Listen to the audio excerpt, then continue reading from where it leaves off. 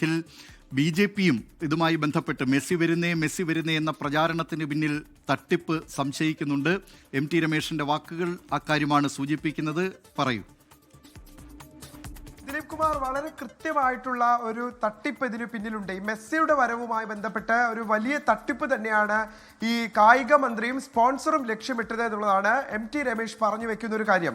കാരണം രാവിലെ മെസ്സി വരുന്നു എന്ന് പറയുക, ഉച്ചയ്ക്ക് ഇല്ല എന്ന് പറയുക, വൈകിട്ട് വീണ്ടും വന്നേക്കും എന്ന് പറയുക, അങ്ങനെ ഒരു മെസ്സിയുടെ പേരിൽ ഒരു വലിയ തട്ടിപ്പാണ് കായിക വകുപ്പ് മന്ത്രിയും ഈ സ്പോൺസറും ലക്ഷ്യമിട്ടത് എന്നാണ് BJP പറഞ്ഞു വെക്കുന്നത്. അതോടൊപ്പം തന്നെ എന്തിന്റെ അടിസ്ഥാനത്തിലാണ് ഈ സ്പോൺസറെ സർക്കാർ ഇത് ഏൽപ്പിച്ചത്? അതിലൊരു ദുരൂഹതയുണ്ട്. അക്കാര്യത്തിൽ ഒരു സമഗ്ര അന്വേഷണം വേണം എന്നുള്ള ആവശ്യമാണ് BJP ഇപ്പോൾ ഉന്നയിക്കുന്നത്. സർക്കാരിന് ഈ വിഷയത്തിലുള്ള പ്രത്യേക താല്പര്യം എന്ത്? ഇതായിരുന്നു അദ്ദേഹത്തിന്റെ വാക്ക്.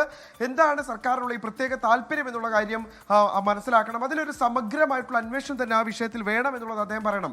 കായിക കേരളത്തെ മൊത്തമാണ് ഈ സ്പോൺസറും കായിക വകുപ്പ് മന്ത്രിയും ചേർന്ന് കബളിപ്പിച്ചത് എന്നുള്ള കാര്യം കൂടി MT രമേശ് ചേർത്ത് വെക്കുന്നുണ്ട്. നമുക്കറിയാം ദിലീപ് കുമാർ, ആദ്യം ഈ മെസ്സി കേരളത്തിലേക്ക് ഉണ്ടാകില്ല എന്നുള്ള പ്രതികരണം കായിക വകുപ്പ് മന്ത്രിയോട് ഞാൻ തേടിയപ്പോൾ അദ്ദേഹം വളരെ രൂക്ഷമായ ഭാഷയിലാണ് അന്ന് പ്രതികരിച്ചത്. എന്ന് മാത്രമല്ല, ഇത് സോഷ്യൽ മീഡിയ പ്ലാറ്റ്ഫോംസിലൊക്കെ വന്നപ്പോൾ അതിരൂക്ഷമായിട്ടുള്ള വിമർശനങ്ങളാണ് ഈ സൈബർ കേന്ദ്രങ്ങളുടെ ഭാഗത്തുനിന്ന് നമുക്ക് നേരെ ഉണ്ടായത്. പക്ഷെ പിന്നീട് ആ തരത്തിലേക്ക് തന്നെ കാര്യങ്ങൾ എത്തിച്ചേരുമ്പോഴും ഇതിനോട് മുഖം തിരിഞ്ഞുകൊണ്ട് മന്ത്രി നിൽക്കുമ്പോൾ അതിൽ ചില ദുരൂഹതകളുണ്ട് എന്നുകൂടി BJP നേതൃത്വം പറഞ്ഞു വെക്കുകയാണ്. വരും ദിവസങ്ങളിൽ ശക്തമായ പ്രതിഷേധങ്ങൾ സംസ്ഥാനത്തുടനീളം ഈ വിഷയവുമായി ബന്ധപ്പെട്ട് ഉണ്ടാകുമെന്ന് കൂടി അദ്ദേഹം പറഞ്ഞു വെക്കുകയാണ്.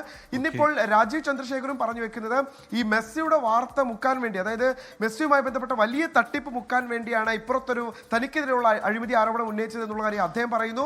ആ കാര്യത്തെ എൻഡോഴ്സ് ചെയ്യുക കൂടിയാണ് MT രമേശും. അദ്ദേഹവും പറയുന്നത് ഇപ്പോൾ രാജീവ് ചന്ദ്രശേഖരനെതിരെ ഒരു വലിയ വാർത്ത കൊണ്ടുവന്നത് ഈ മെസ്സിക്കെതിരായിട്ടുള്ള വാർത്ത, മെസ്സി വരുന്നില്ല എന്നുള്ള വാർത്ത, അതിനെ തുടർന്നുണ്ടായ വിവാദങ്ങൾ അത് മറച്ചു വെക്കുന്നതിന് വേണ്ടിയാണ് എന്നുകൂടി MT രമേശ് പറഞ്ഞു വെക്കുന്നുണ്ട്.